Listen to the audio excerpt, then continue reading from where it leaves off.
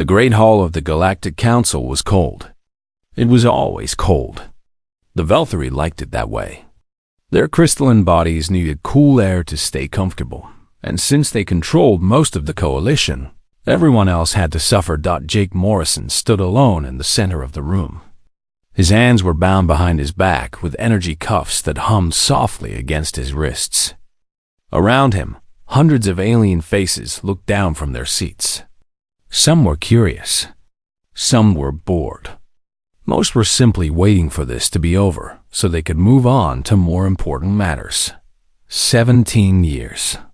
Jake had given 17 years of his life to the Coalition fleet. He had fought in 12 major battles. He had saved countless lives. He had earned medals and honors that most soldiers could only dream of. And now, all of it meant nothing. The High Commander of the Valkyrie, a tall being named Zorath, rose from his seat at the top of the chamber. His body was made of something that looked like living ice, and his eyes glowed with a pale blue light. When he spoke, his voice echoed through the hall, like wind through a frozen canyon. Lieutenant Commander Jake Morrison of Earth, you have been found guilty of disobeying a direct order during the Battle of Nexus Prime. You abandoned your tactical position to rescue an unauthorized vessel. Your actions resulted in the loss of 2 coalition frigates and the deaths of 47 crew members. Jake wanted to speak. He wanted to tell them that the vessel he had rescued was full of refugees.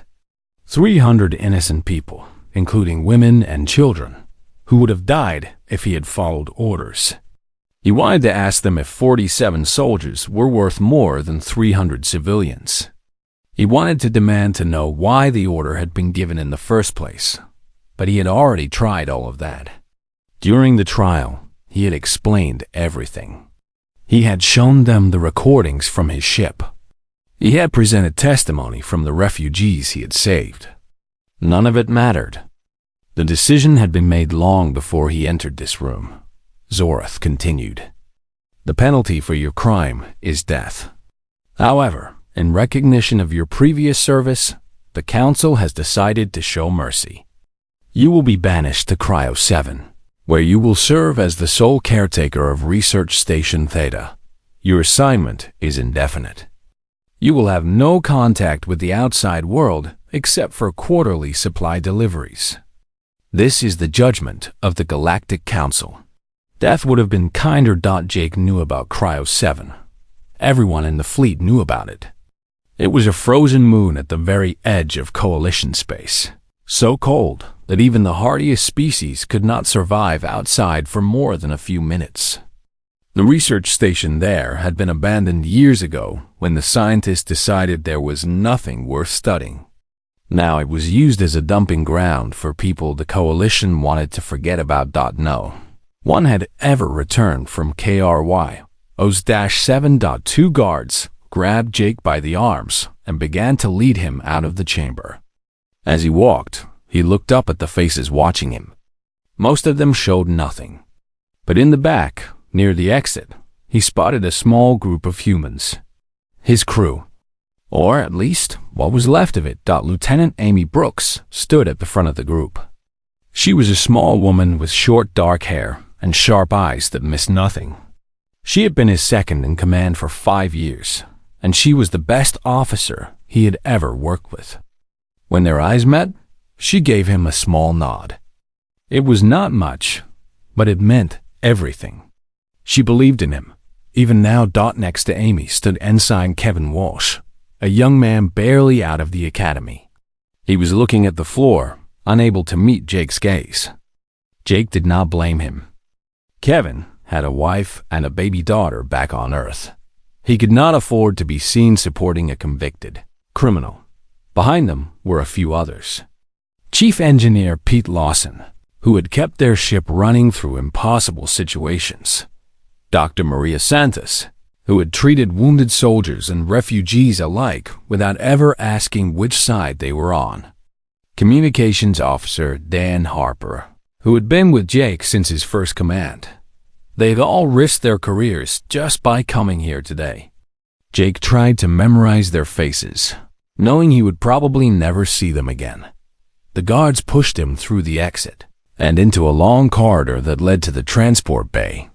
The walls here were bare metal, and the lights flickered overhead.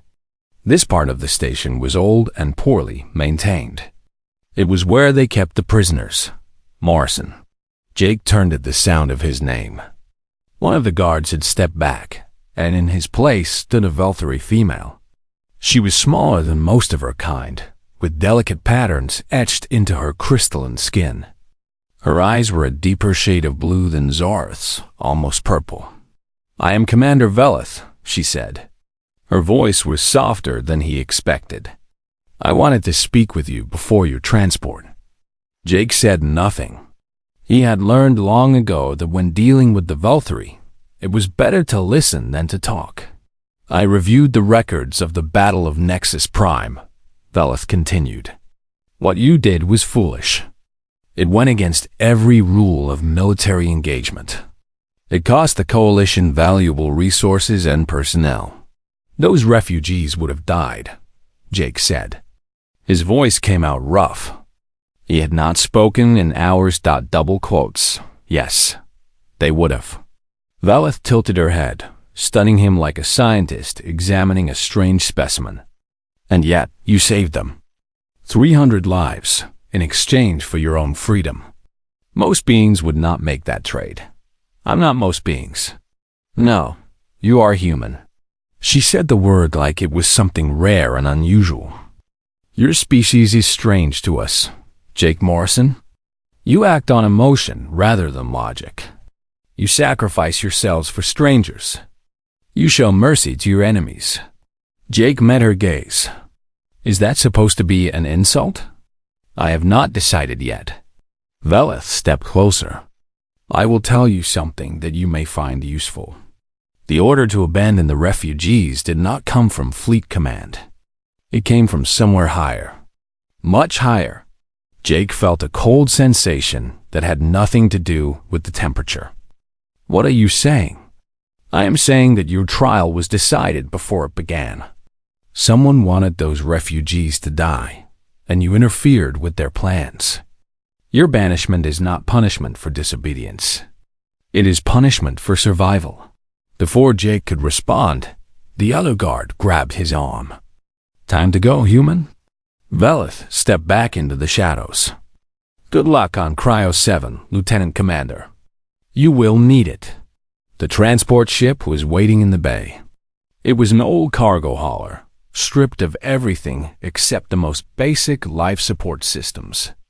Jake was pushed inside and strapped into a metal seat that was clearly not designed for human comfort. As the ship lifted off and the station fell away behind them, Jake thought about what Veleth had told him. Someone had wanted those refugees dead. Someone with enough power to manipulate the council itself. He did not know who. He did not know why. But as he watched the stars stretch into long lines of light, he made himself a promise. If he survived Cryo 7, he would find out the truth. And when he did, someone was going to pay. The journey took 3 weeks. 3 weeks of cold food, recycled air, and silence. The pilot, a gruff alien with 4 arms and no interesting conversation, never said a word to him. Jake spent most of the time sleeping or trying to sleep. When he was awake, he exercised in the small space available and thought about his situation. By the time Cryo 7 appeared on the view screen, Jake had made peace with his fate. He would survive. He would endure. And somehow, someday, he would escape this frozen prison and clear his name. The moon was beautiful in a terrible way. It was covered entirely in ice, brilliant white and blue under the light of a distant sun. Mountains of frozen methane rose from the surface, and storms of crystalline snow swept across the plains. It looked like a world made of diamonds and death. Research Station Theta was a small dome near the equator, the warmest part of the moon. Even there, the temperature never rose above -60 degrees. The station had been built to house 20 scientists. Now it would house 1 exile. The transport landed roughly on the ice. The pilot unstrapped Jake and pointed toward the airlock. Station's through there. Supply ship comes every 3 months. Try not to die before then. Jake walked through the airlock and into his new home. The door closed behind him with a sound like a coffin lid slamming shut. He was alone. 6 months passed on Cryo 7.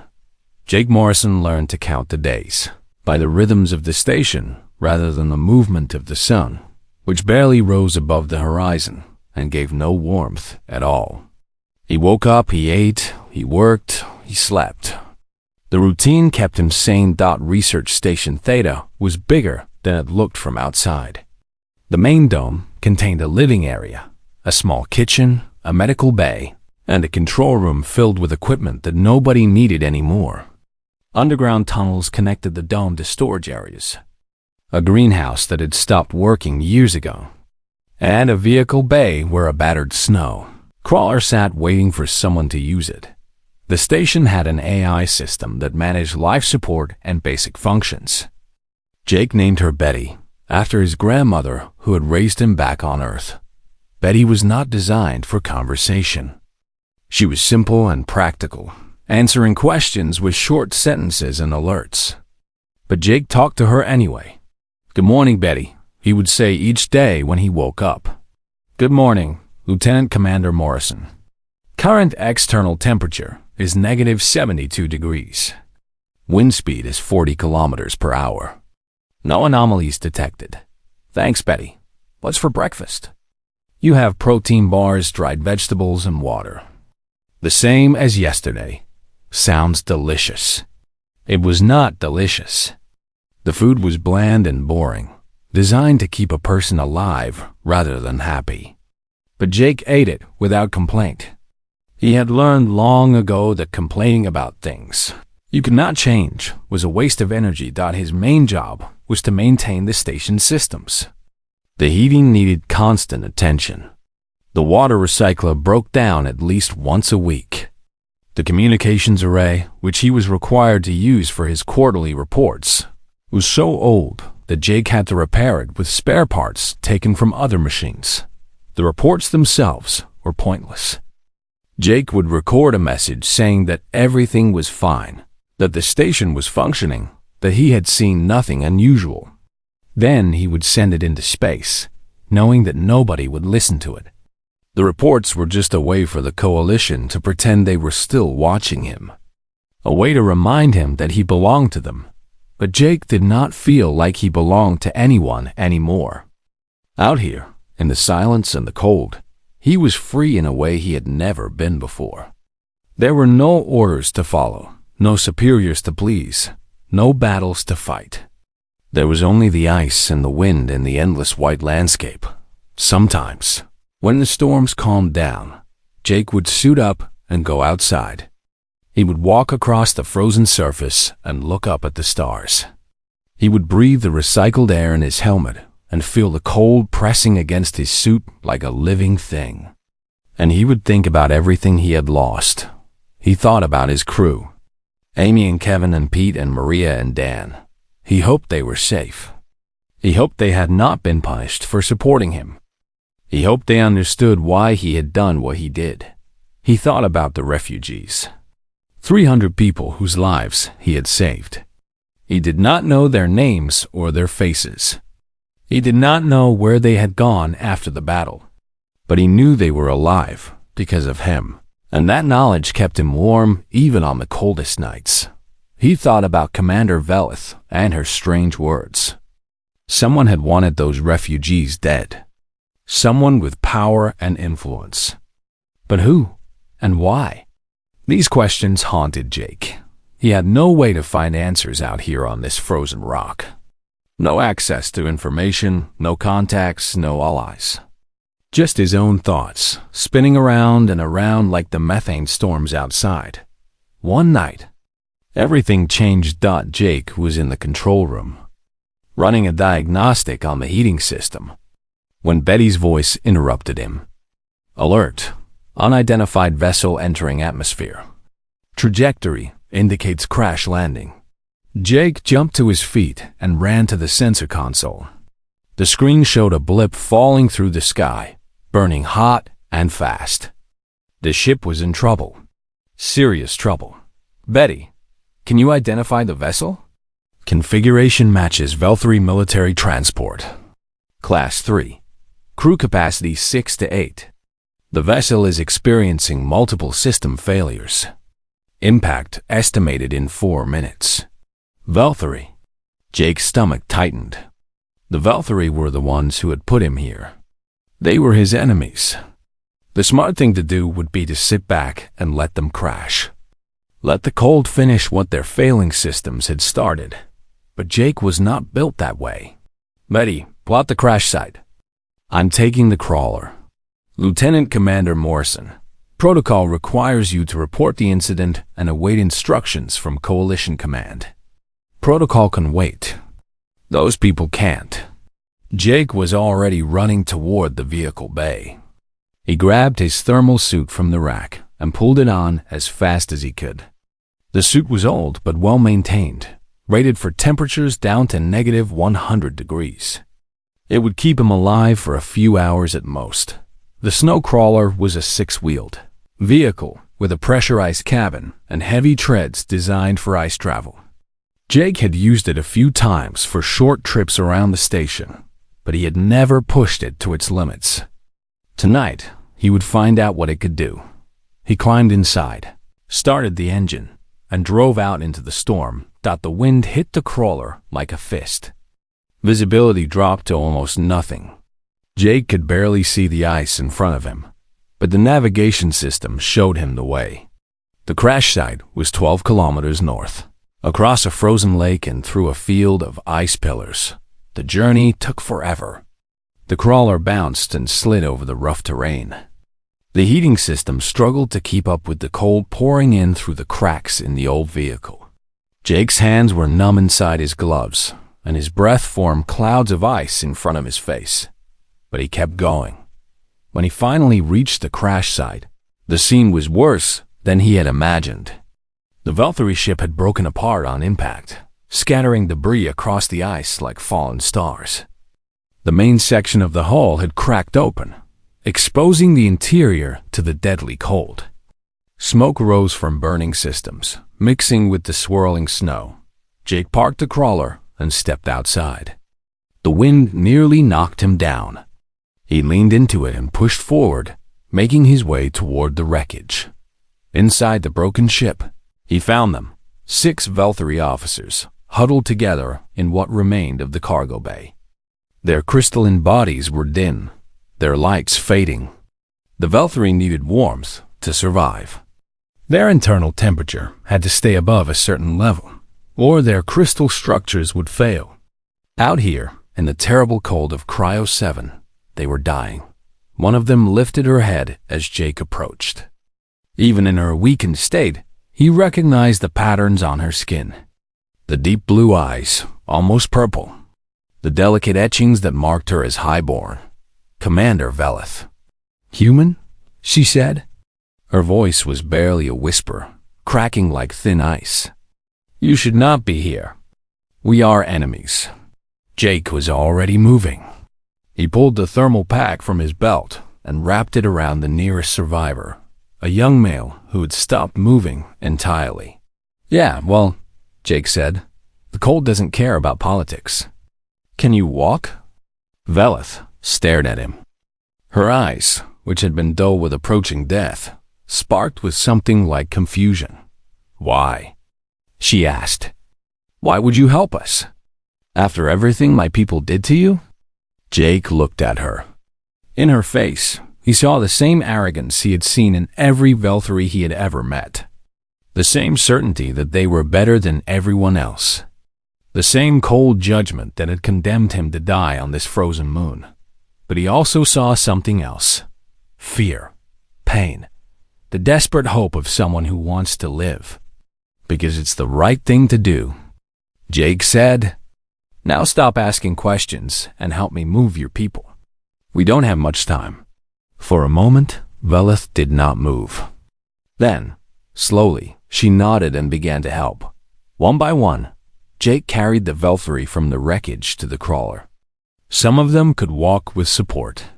Others had to be dragged. Velith helped as much as she could, but her own strength was fading fast. The last one to be moved was the young male Jake had first wrapped in the thermal pack. He was unconscious, his crystal skin so dim it was almost dark. Jake lifted him over his shoulders and carried him through the storm dot. By the time they reached the crawler, Jake was exhausted. His muscles burned. His lungs ached from breathing cold air. His suit's heating system was failing, and he could feel the frost creeping into his bones. But they were all inside. All 6 Velthari, crowded into a vehicle designed for 2. Jake started the engine and turned the crawler toward home, halfway back to the station. The heating system died completely. The temperature inside the cabin dropped fast. Jake could see his breath freezing in the air. The Velthari began to shake, their bodies making sounds like cracking glass. "Betty," Jake said into his communicator. "I need heat, now." "Understood." Increasing station heating to maximum. "Preparing medical bay." "That's not going to be enough," Jake muttered. But he kept driving. There was nothing else he could do. When the station finally appeared through the storm, Jake felt something close to relief. He parked the crawler in the bay and began moving the Velthari inside. As fast as he could, Betty's voice echoed through the station. "Warning! Internal temperature insufficient for Velthari biology. Survival probability decreasing." Jake looked at the 6 aliens lying on the floor of his station. They were dying, and there was nothing the station could do to save them. But maybe there was something he could do. "Betty," he said, "kill the heating to all sections except my quarters. Redirect everything there." Jake's quarters were small. They had been designed for 1 person, with a single bed, a desk, a chair, and just enough space to move around. Now they held 7 people, packed together like cargo in a shipping container. The Velthari were strange to look at up close. Their skin was made of something that looked like crystal, but felt smooth and cool to the touch. Their bodies were lighter than they appeared, almost hollow, and they gave off a faint glow when they were healthy. A soft light that came from somewhere deep inside them, right now. That glow was almost gone. Jake had piled every blanket and thermal sheet he owned onto the bed. He had taken his sleeping bag, the one rated for temperatures that would kill most humans, and spread it on top. Then he had helped the Velthari climb in, arranging them as best he could in the limited space. 3 of them could still move on their own. Velith was one, though she was weak and shaking. The other 2 were junior officers, a male named Korath and a female named Cirith. They helped position their unconscious comrades, working with careful efficiency despite their own failing strength. The remaining 3 Velthari were in bad shape. The young male Jake had carried from the wreckage had not woken up. Another male, older with darker crystal patterns, was breathing in short, sharp gasps. And a female with cracked skin along her arms had stopped responding entirely. "She needs more heat," Velith said, looking at the unresponsive female. "Her core temperature has dropped too far. Then we give her more heat." Jake climbed onto the bed and positioned himself at the center of the group. "Everyone move closer. Press against me as tight as you can." The Velthari hesitated. Jake understood why. Their species was not comfortable with physical contact, especially with aliens. They considered themselves above such primitive behavior. Touch was something they reserved for family and close partners. "I know this is strange for you," Jake said, "but your bodies need warmth, and mine produces it. The closer you get, the more heat you absorb. So forget about what's proper and do what's necessary." Velith met his eyes. In the dim light of the room, she looked almost human, scared and tired and desperate to survive. After a long moment, she nodded and pressed her body against his side. The others followed. Korath lay on Jake's other side, his crystal skin cold as ice against Jake's arm. Cirith positioned herself across his legs, her head resting on his knee.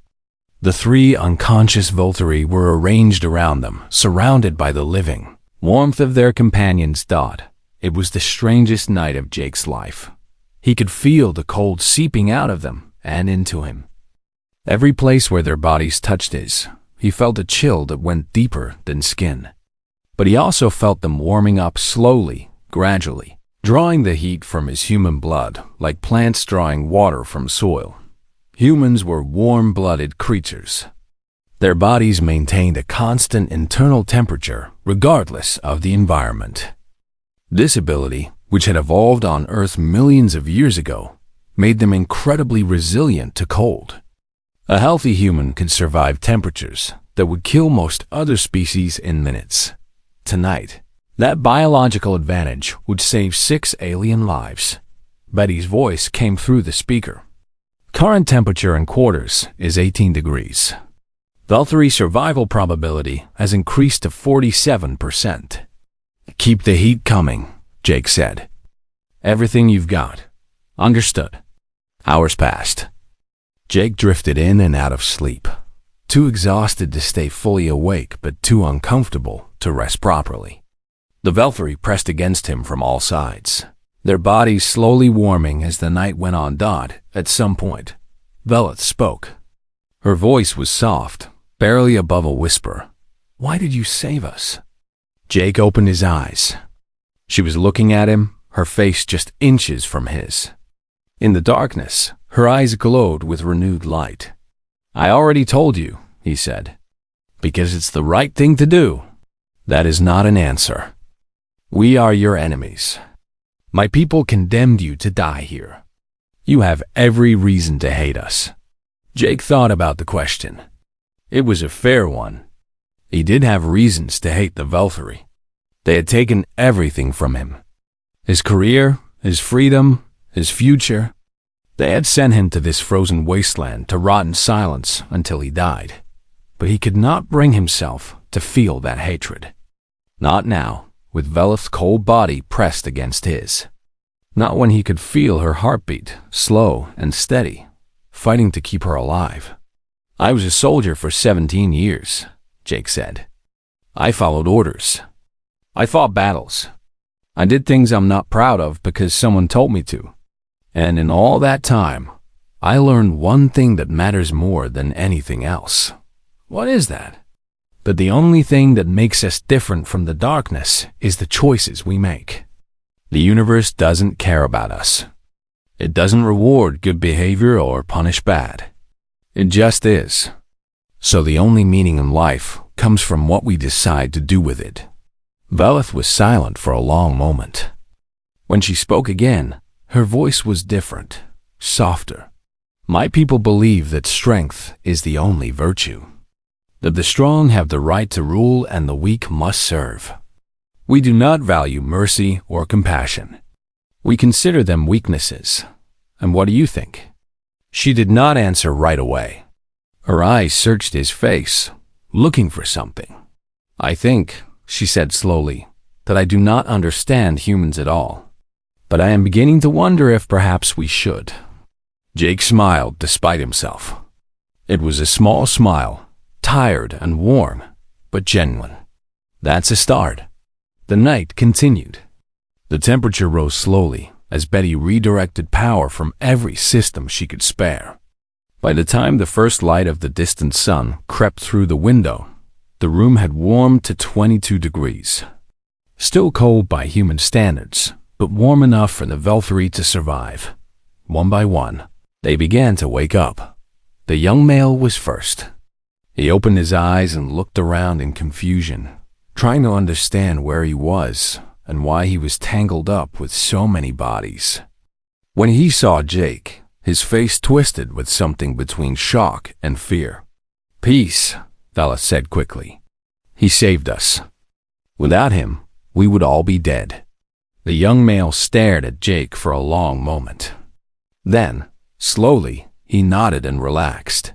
The others woke over the next hour. The older male, whose name was Treneth, had to be helped into a sitting position. The female with the cracked skin, called Myra, was weak but conscious. Only the last Valkyrie, another female named Cerise, remained unconscious. She lost too much heat, Velith said, examining her carefully. Her core system shut down to preserve energy. She will live, but she needs time to recover. Jake extracted himself from the pile of bodies and stood up. His muscles ached from lying in one position all night, and his skin felt cold where the Valkyrie had pressed against it. "I'll make breakfast," he said. "It's not much, but it'll help." The Valkyrie watched him as he left the room. Their eyes, all different shades of blue and purple, followed him with expressions he could not read. In the kitchen, Jake heated water and prepared the simple rations he had available. Protein bars, dried fruit, a powder that turned into something like soup when you added hot water. It was barely enough for one person, let alone 7. But it was something. When he returned, Velith had organized the others. They were sitting on the bed and the floor, conserving their strength and sharing what warmth they had. They looked better than they had the night before. Their skin had regained some of its glow, and their movements were steadier. "I must tell you something," Velith said as Jake handed out the food. "About why we crashed here." Jake sat down on the floor, his back against the wall. "I figured it wasn't an accident. No, it was not." Velith's jaw tightened. "Our ship was sabotaged. Someone in the Coalition High Command wanted us dead. Why?" Velith exchanged looks with her officers. Something passed between them, a silent agreement. "Because of what we discovered," she said. "About the Battle of Nexus Prime." Jake went very still. "What about it?" "The order to abandon the refugee ship. The one you disobeyed. It did not come from Fleet Command. It came from a secret group within the Coalition. A group that includes members of both the Valkyrie government and the human military." "What are you saying?" Velith met his eyes. "I am saying that the battle was planned. The refugee ship was supposed to be destroyed. 300 people were supposed to die so that certain individuals could profit from the chaos. And when you saved them, you exposed the failure of their plan." Jake felt the blood drain from his face. The refugees. The trial. His banishment. It had all been to cover up a conspiracy. "Your crime was not disobedience," Velith continued. "Your crime was survival. You and those refugees were never supposed to live. And when you did, someone had to take the blame. Who?" Jake's voice came out hard. "Who is behind this?" "I have names, evidence, recordings. It is all stored in my personal data core." Velith touched a spot on her chest where a small device pulsed with light. "That is why they tried to kill me. Because I know the truth." Jake looked at her. At this alien commander who had helped condemn him, who had watched as he was exiled to die on this frozen moon. Now she was telling him that she had the proof he needed to clear his name. "Why?" he asked. "Why did you investigate? Why do you care about what happened to a bunch of human refugees?" Velith was silent for a moment. When she spoke, her voice was quiet. "Because my sister was on the investigation team that first uncovered the conspiracy. She was killed 2 months ago. Officially, it was an accident. But I knew better." 3 days passed at Research Station Theta. 3 days of recovery, planning, and waiting. The Valkyrie grew stronger with each passing hour. Betty kept the station as warm as possible, and Jake shared his rations without complaint. He was hungry most of the time now, eating less than half of what he needed so that his guests would have enough. But he did not mention it. Cerise, the female who had been closest to death, finally woke up on the 2nd day. She was confused and weak, but alive. When Velith explained what Jake had done for them, Cerise stared at him with an expression that mixed disbelief with something like respect. "You shared your warmth," she said. "Your body heat. You let us touch you. It was necessary, Jake said simply. It was more than that. Cerise struggled to find the words. Among our people, sharing warmth is the most intimate act possible. It is reserved for family and mates. For you to offer it to strangers, to enemies, without hesitation or condition. She trailed off, unable to finish. Jake shrugged. Where I come from, we call it being human. On the second day, Velith showed Jake the evidence she had gathered. They sat together in the control room while the others rested. And she projected the contents of her data core onto the main screen. The information was damning. There were communications between high-ranking Velthari officials and human military commanders. Messages discussing the planned destruction of the refugee ship. Orders to create false tactical scenarios that would make the abandonment seem necessary. Financial records showing payments made to key decision-makers. And at the center of it all, two names that Jake recognized. Admiral Grayson Pierce of the Human Fleet and High Counselor Zorath of the Velthari government.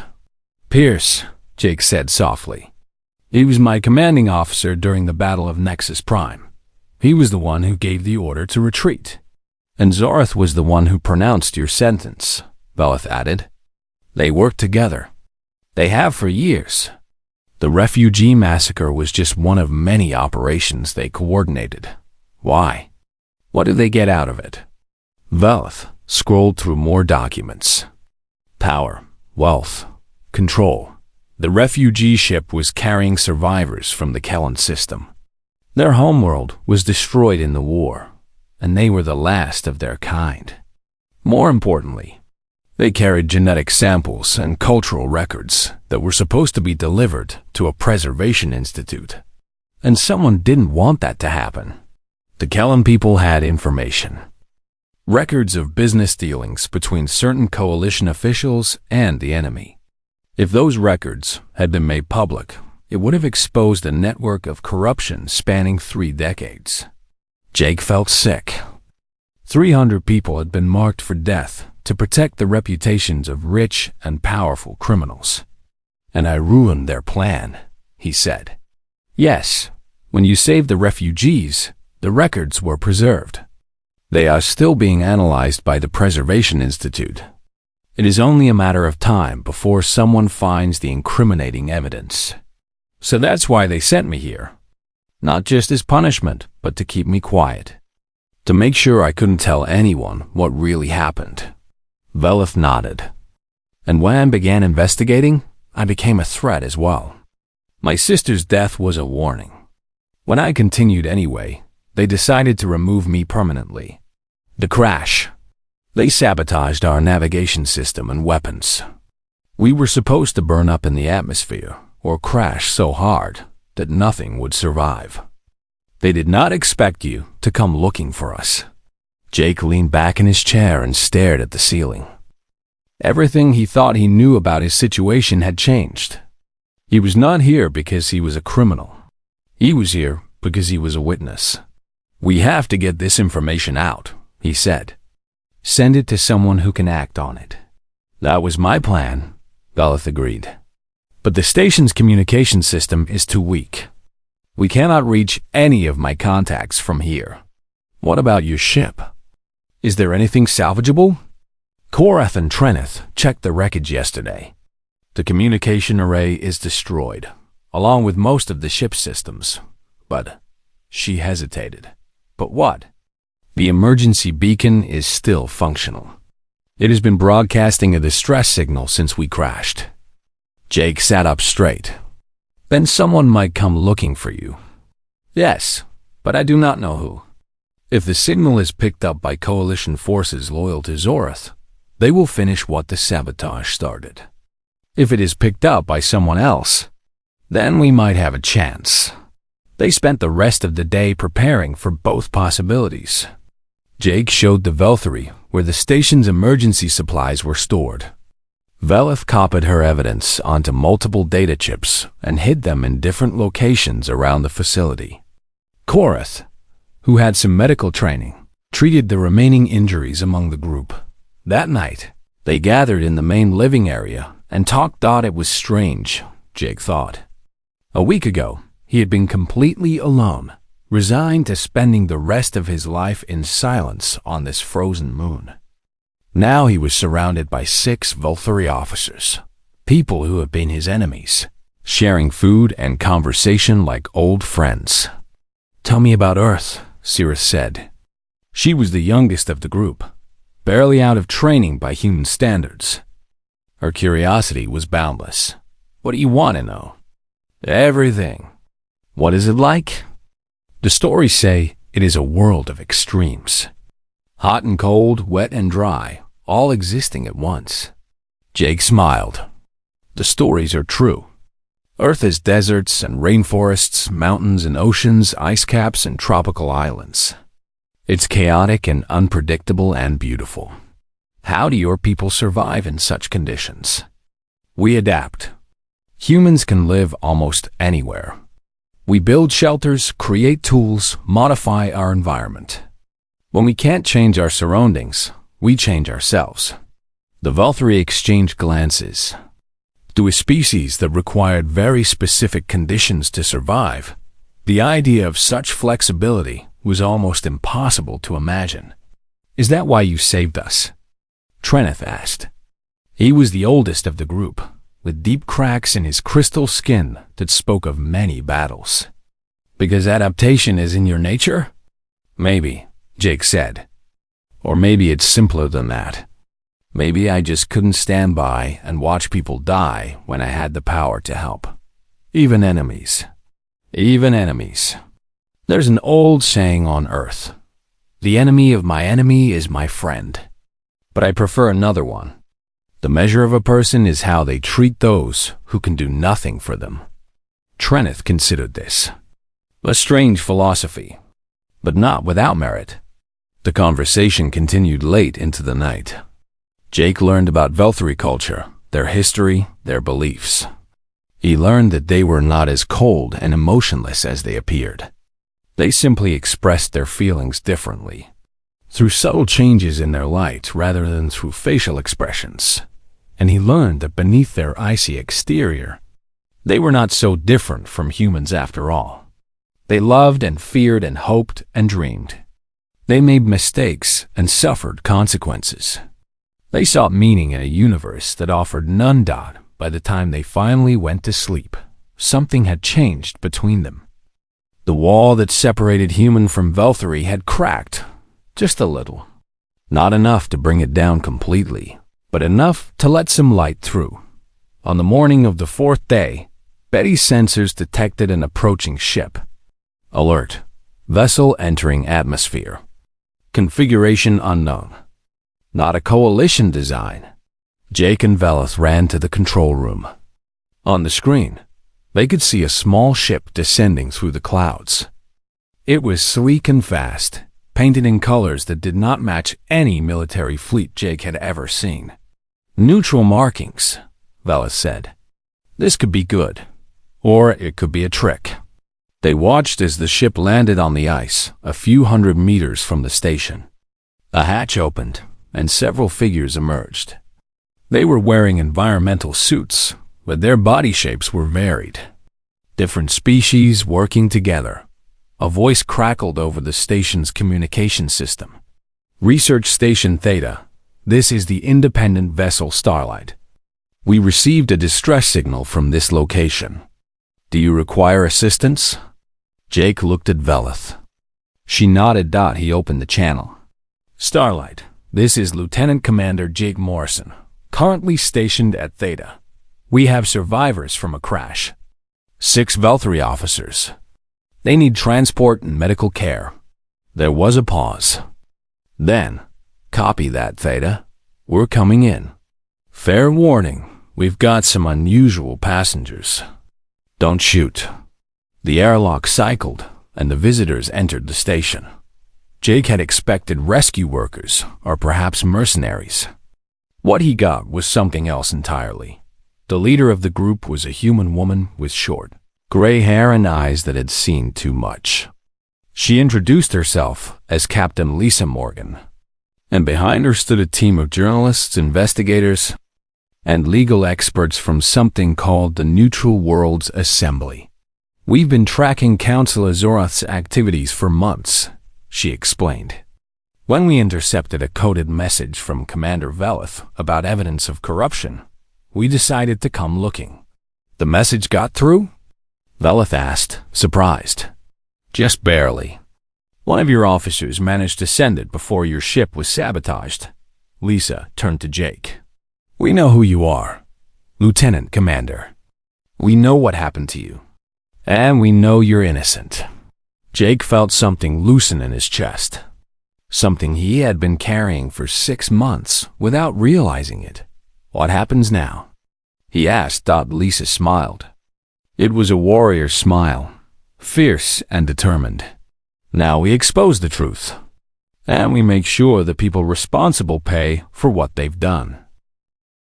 The Starlight was nothing like a military vessel. It was cramped and cluttered, filled with recording equipment, data servers, and the scattered belongings of people who lived on the move. But to Jake, it felt like Freedom. Captain Lisa Morgan had gathered her team in the main cabin to discuss their next steps. The Velthury survivors sat on one side, still recovering from their ordeal. Jake stood near the back, watching and listening. "The evidence Commander Velith has collected is solid," Lisa said. "Financial records, communications, orders. It's enough to bring charges against both Admiral Pierce and Counselor Zoroth. But bringing charges and getting convictions are different things," said a Velthury investigator named Toril. He was not part of Velith's crew, but had come with Lisa's team. "The coalition legal system is designed to protect those in power. Without witnesses, without testimony, the evidence could be dismissed as fabricated. That's where Lieutenant Commander Morrison comes in," Lisa said. She turned to Jake. "You were there. You saved the refugees. You can testify to what happened during the battle and what orders you received." Jake shook his head. "I'm a convicted criminal. My word won't carry any weight." "Your word alone, no. But combined with Commander Velith's evidence and the testimony of the refugees you saved, that's a different story." "The refugees?" Jake had not thought about them in months. "They're still alive?" "All 300 of them. They've been living in a settlement on the neutral world of Varys, and they've been waiting for someone to believe their story." Jake felt the weight of those words. 300 people who remembered what he had done. 300 witnesses who could speak the truth. "There's more," Velith added. She had been quiet until now, conserving her strength. "The data core I carry contains files my sister collected before she was killed. Names, dates, locations. A complete record of the conspiracy's activities going back 30 years. 30 years, Lisa repeated. "That's longer than I expected. The corruption runs deep. Admiral Pierce and Counselor Zoroth are just the visible heads. There are others. Politicians, businessmen, military commanders on both sides. They have profited from war while ordinary people died." The room was silent as the scope of the conspiracy sank in. "If we release this information," Toril said slowly, "it will not just bring down 2 men. It will expose an entire system. There will be chaos. Perhaps even war." "There is already war," Velith replied. "It has simply been hidden behind treaties and trade agreements. The question is whether we continue to let innocent people die to protect guilty ones." Lisa looked around the room. "This is bigger than any of us. We can't make this decision alone. But I can tell you what the Neutral Worlds Assembly was created to do. We exist to shine light into dark places, to give voice to those who have been silenced, to seek justice when justice seems impossible." She turned to Jake. "You're the key to all of this, Lieutenant Commander. Without you, the refugees are just displaced people with a sad story. Without you, Commander Velith is just a disgraced officer with unverified claims. But with you, with your testimony, we have a hero.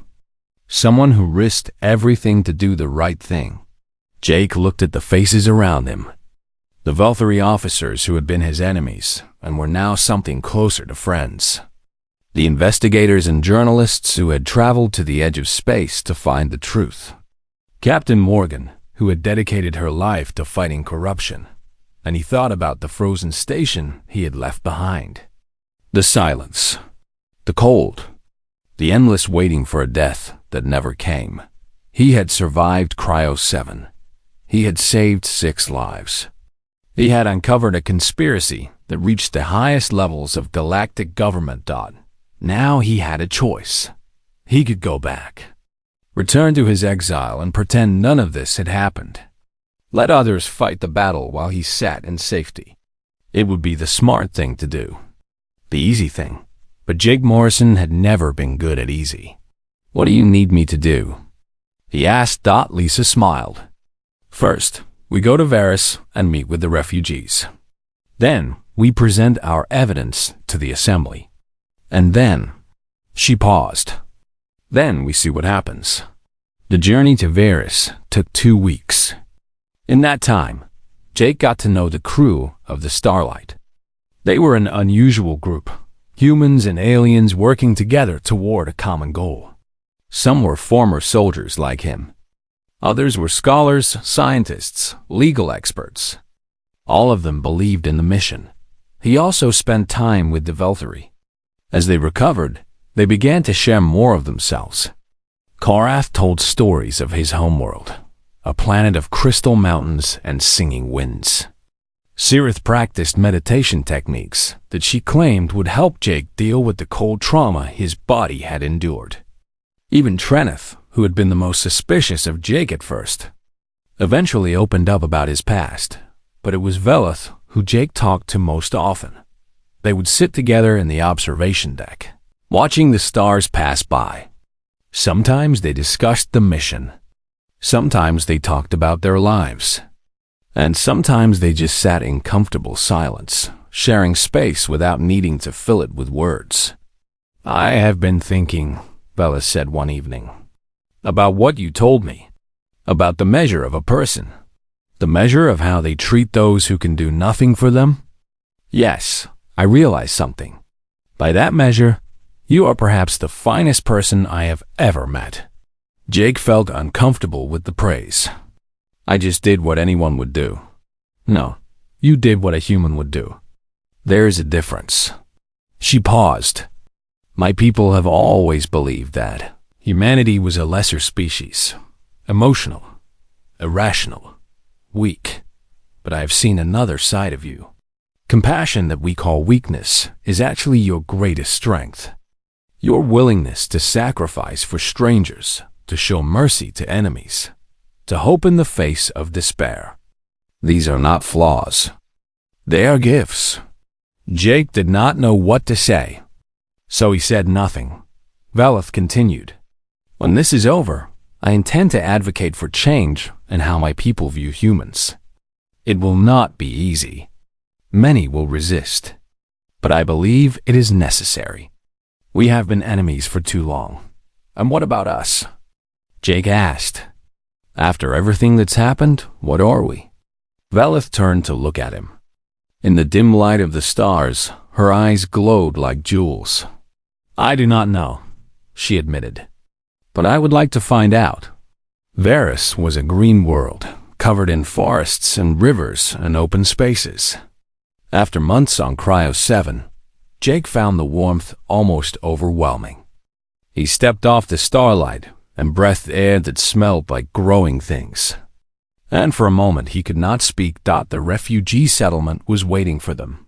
300 people had gathered in the central square.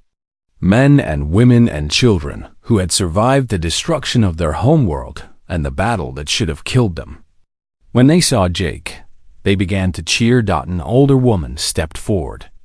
She had white hair and kind eyes, and she moved with the careful dignity of someone who had seen too much suffering. "Lieutenant Commander Morrison," she said, I am Elder Nadia, speaker for the Kellen survivors. We have waited a long time for this day. Jake found his voice. I'm sorry it took so long. You saved our lives. Everything else is just time. Nadia took his hands in hers. We will testify. Every one of us.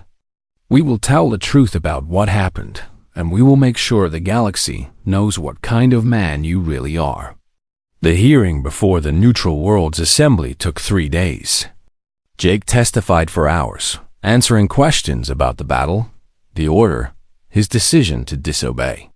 Velith presented her evidence, file after file of damning proof. The refugees spoke, their voices strong and clear. And when it was over, the assembly voted. Admiral Grayson Pierce was stripped of his rank and charged with conspiracy to commit mass murder. Councillor Zorath was removed from the Velthari government and extradited to face trial. Dozens of other officials on both sides were implicated and arrested. Jake Morrison judged. His conviction was overturned. His record was cleared. The galaxy was told the truth about what had happened, and for once, the truth actually mattered. But Jake did not stay for the celebrations. He returned to the Starlight and found Lisa Morgan in the cockpit, preparing for departure. Where to next? She asked. Back to Cryo 7. Lisa raised an eyebrow. Really? After everything you've been through, you want to go back to that frozen wasteland? Jake looked out the window at the stars. That station needs someone. And I've gotten used to the quiet. He paused. Besides, I made a promise to myself when I was sent there. I said I would survive, and I would find out the truth, and I would make someone pay. I've done all 3. Now I need to figure out what comes next. And you can do that on Cryo 7? It's as good a place as any to think. Lisa nodded slowly. All right. I'll take you back. But don't be a stranger, Morrison. The galaxy could use more people like you. Velith was waiting by the airlock when Jake arrived. She held a small device in her hand, something that looked like a communication unit. I thought you might change your mind about staying, she said. So I brought you this. It's a direct link to my personal channel. If you ever need anything, or if you just want to talk, I will be there. Jake took the device. Thank you. Thank you. Thank you, Jake Morrison. Velith placed her hand over his heart, the Velthari gesture of deep respect. You gave us life.